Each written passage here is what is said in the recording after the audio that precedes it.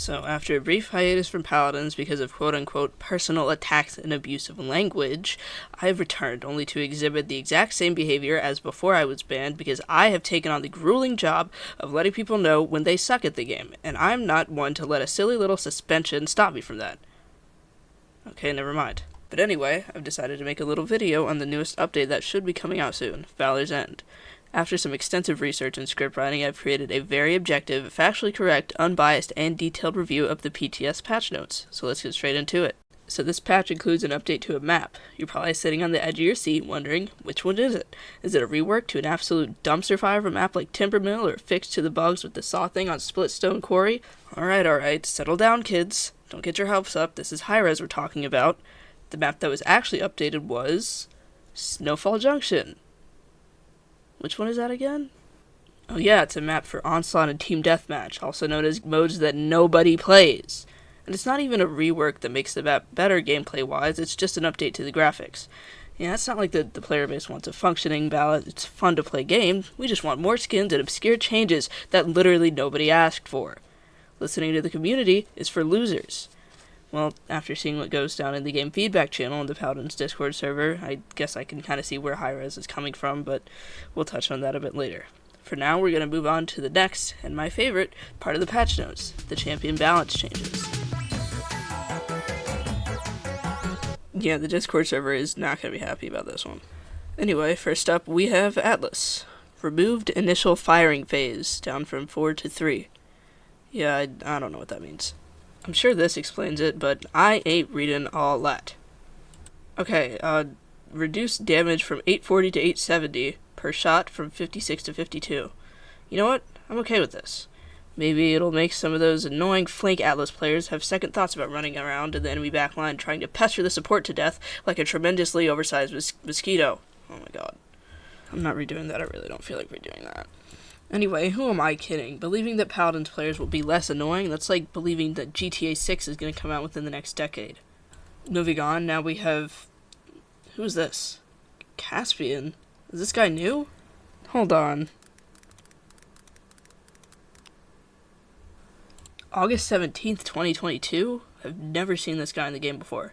Maybe that's why his balance changes are taking up like half of the patch notes. Wow, these are some pretty big buffs. Must have been pretty bad even a year after release.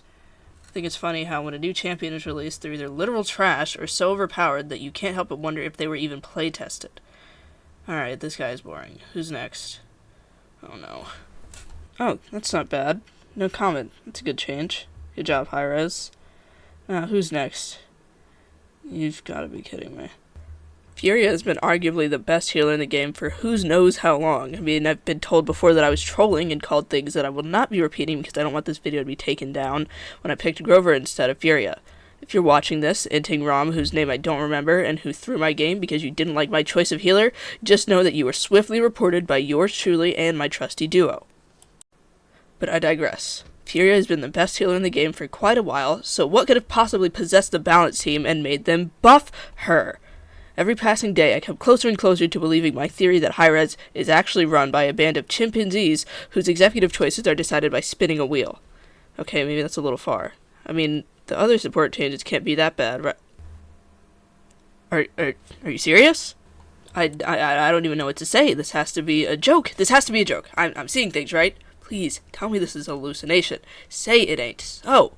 Please let the next changes be less abysmal. Oh. Hey, that's not that bad. I must say, as someone who somewhat enjoys Inara, and by that I mean she's the only point tank that I don't find completely insufferable to play as, I'm pretty glad she's getting this nerf. It was almost impossible to kill her, unless she's on my team, but these changes should definitely help balance her out and keep her from dominating the point at all times. Okay, let's see if the streak of good changes stays alive. Kasumi's being changed from a damage to a flank? Huh. Class changes are pretty rare, aren't they? Wait a minute, this happened in another game, didn't it? A game very similar to Paladins. What was it called again? I can't seem to remember. Anyway, Kasumi got so many changes that her gameplay probably won't even remotely resemble her current version. I bet she'll be 60 times more annoying, though. That's one thing that Hi-Res can guarantee. Champion reworks being the best thing ever or absolute garbage. Reworks usually tend to lean towards the latter, though. I guess we'll just have to wait and see how her rework plays out. Next, we have the one and only Maldamba, also known as the most fun support in the game. I mean, seriously, how can you play Ceres or Pip or Io or Genos or any other support when Maldamba is right there? He's the perfect champion. His skins, his abilities, his voice lines, his ultimate. If you look up perfect in the dictionary, you'd find the one and only Maldamba. He's been neglected by the devs for a pretty long time. I can't wait to see what changes he got. Is that it? You can't be serious. I think I'm just gonna move on before I start throwing things. Okay, so since I really don't care about half of these changes, I'm just gonna cover the champions that I actually care about from now on. The next one being Ray. So as you can see, Ray here got a pretty big change. A pretty long overdue change, too. I mean, do you see this? Do you see this? Immunity to damage. Now take a look at this. Where did my damage immunity go? Who stole it? Swiper? Did he steal the Balance team's ability to use common sense too? Because it sure seems like he did right before they started working on Vivian's changes.